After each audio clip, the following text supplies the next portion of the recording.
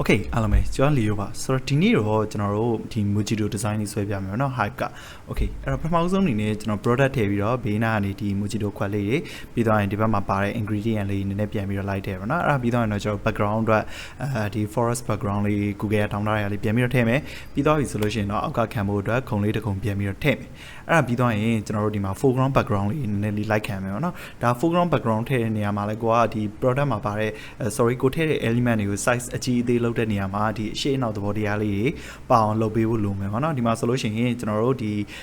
mid ရွက်လေးဆိုလို့ရှိရင်လည်းအကြီးအသေးလေးဒီအကြီးအသေးတွေလုပ်တယ်ဆိုတာကျွန်တော်တို့ကဒီ product ရဲ့အရှိမှရှိတယ်အနောက်မှာရှိတယ်ဆိုတော့ဒီ theory သဘောတရားတွေကိုထည့်ပြီးတော့လုပ်တာပေါ့နော်အဲ့တော့ဒီ foreground background လေးတွေကိုဝါးစရာရှိတဲ့ခေါင်းလေးတွေကို Gaussian blur လေးနဲ့လိုက်ဝါမယ်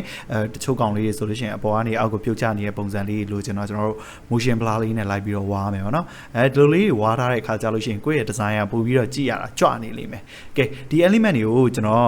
YouTube မှာဆိုလို့ရှိရင်တော့ description မှာထည့်ထားတယ် YouTube ကို subscribe လုပ်ရသေးတဲ့သူတွေဆိုလို့ရှိရင်လည်း bio မှာ YouTube link လေးရှိရဲ subscribe လုပ်ထားလို့ရတယ်ကဲဟုတ်ပြီအဲ့တော့ like ဆွဲခြင်းတယ်ဆိုလို့ရှိရင်ပြောပါတယ်ကဲပြီးသွားပြီဆိုလို့ရှိရင်တော့ကျွန်တော်တို့အခုဒီမှာMojito အရွက်လေးတွေပေါ့နော်sorry text လေးပြန်ပြီးတော့ထည့်တယ်ပြီးသွားရင်ကျွန်တော်တို့ composition လေးနည်းနည်း adjust ပြန်လုပ်မယ်နောက်ထပ်အနေနဲ့ဆိုလို့ရှိရင်ကျွန်တော်တို့ logo တွေပြန်ပြီးတော့ like ထည့်မယ်ပြီးရင်တော့ကျွန်တော်တို့ layer တစ်ခုချင်းစီကို color လိုက်ချိန်မယ်အဲ့လိုချိန်တဲ့အချိန်ညမှာကိုယ့်ရဲ့ product ကပို့ပြီးတော့ပေါ်လာမှာပေါ့နော်မဟုတ်လို့ရှိရင်တော့ဒီ background တွေ foreground တွေနဲ့ဒီကိုယ့်ရဲ့ product နဲ့ရောပြီးတော့ရှုပ်နေလိမ့်မယ်ကြည့်ရတဲ့ orient ကကိုပြချင်တဲ့အဓိက product ကိုတေချာမြင်ရမှာမဟုတ်ဘူးเนาะဒါကတော့ကျွန်တော်တို့ color ရဲ့ theory သဘောတရားတွေအရာပေါ့ okay ဒါဆိုလို့ရှိရင်တော့ကျွန်တော်ဘေးနားမှာရှိနေတဲ့ foreground တွေ background တွေကိုလိုက်ပြီးတော့ဝါးလိုက်တယ်အယောင်တွေ short လိုက်တယ်မှောင်လိုက်တယ်ဒါဆိုလို့ရှိရင်ကိုယ့်ရဲ့အလဲမှာရှိနေတဲ့ product ကလုံးဝပို့ပြီးတော့ကြွတက်လာတယ်ပို့ပြီးတော့မြင်ရတယ်ပေါ့เนาะဒါဒီသဘောတရားလေးတွေပေါ့ okay အဲ့ဒါပြီးသွားပြီဆိုလို့ရှိရင်တော့ကျွန်တော်တို့ဒီ layer လေးကို sorry ကျွန်တော်တို့မှာပါတဲ့ product လေးတွေ element လေးတွေပို့ပြီးတော့ကြွတက်လာအောင်လို့ဒီ lighting လေး highlight shadow လေး dodging and band လေးကျွန်တော်တို့လိုက်ပြီးတော့ထည့်မယ်အဲ့လို dodging and band တွေထည့်တဲ့အချိန်ကြမှာလဲကိုယ့်ရဲ့ design ကပို့ပြီးတော့ဒါကြွတက်လာမှာဖြစ်ပါတယ်graphic design ကိုလည်းစိတ်ဝင်စားတယ်ကိုကဒီ career နဲ့လည်းရှောက်လန်းမှုစဉ်းစားထားတယ်ပြီးတော့ရင် online class တွေတက်ရတာလည်းတိတ်အားမရဘူးဆိုလို့ရှိရင်တော့ကျွန်တော် green ဖွင့်လှစ်ထားတဲ့ Visionary Vista Academy က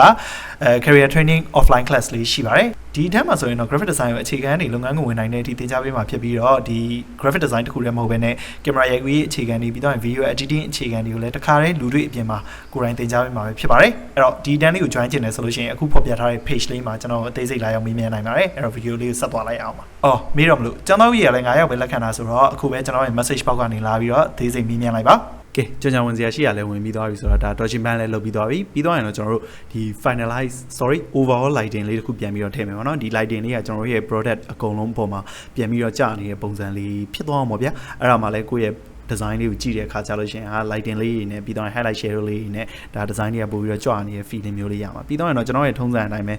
အောက်ကနေပြီးတော့ bottom text လေးလိုက်ပြီးတော့ထည့်တယ်ပေါ့နော်ဒါကတော့ကိုယ့်ရဲ့ typography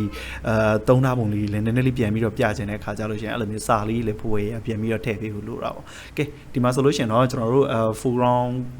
background တွေနဲ့ space တွေလွတ်သွားတဲ့နေရာမှာကျွန်တော်တို့နည်းနည်းလေးလိုက်ပြီးတော့ပြန်ဖြည့်မယ်နော်ဒီနေရာမှာဆိုလို့ရှိရင်လည်း main ရွက်လေးပဲပြန်ပြီးတော့ထည့်လိုက်မယ်ကဲတကယ်လို့ဒီ design ကိုလိုက်ပြီးတော့ဆွဲကြည့်ချင်တယ်ဆိုလို့ရှိရင်ကျွန်တော်ခုနကပြောထားတဲ့အတိုင်းပဲ YouTube ရဲ့ description မှာကျွန်တော်ဒီ element တွေပါတဲ့ link လေးတစ်ခုချပေးထားမယ်အဲ့အနေ download ဆွဲပြီးတော့ like ဆွဲကြည့်လို့ရတယ်ဒါကတော့အခုကျွန်တော်လုပ်နေတာတော့ဒါ finalize color တွေပြန်ပြီးတော့ချိန်နေတာ finalize color ချိန်တဲ့အဆင့်အားလည်းအရေးကြီးတယ်ဘာဖြစ်လို့လဲဆိုတော့ကိုယ့်ရဲ့ဒီထည့်ထားသမျှပုံတွေအကုန်လုံးကိုဒီ finalize color ပြန်ချိန်တဲ့အချိန်ကျမှ color ရဲ့ညီသွားမှာပေါ့နော်ကဲအဲ့တော့ finalize color ပြန်ချိန်ပြီးသွားပြီဆိုလို့ရှိရင်ဒါ orient ကိုပို့ပြီးတော့ဆွဲခေါ်နေတဲ့ပုံစံမျိုးလေးဖြစ်သွားအောင်ကျွန်တော်ဒီ radial blur လေးတစ်ခုထပ်ပြီးတော့ထည့်တယ်ပေါ့နော် zoom blur လေးပေါ့ကဲအဲ့ဒါပြီးသွားပြီဆိုလို့ရှိရင်တော့ဒါ final design လေးပါအဲ့တော့ဆုံးထိကြည့်ပေးတဲ့အတွက်အားလုံးကျေးဇူးတင်ပါတယ်အတန်းအပ်ချင်တယ်ဆိုလို့ရှိရင်ကျွန်တော်ရဲ့message box ကနေတိုက်ရလာအပ်နိုင်ပါတယ်နောက်ထပ် video တွေမှာပြန်တွေ့ပါမယ် see you guys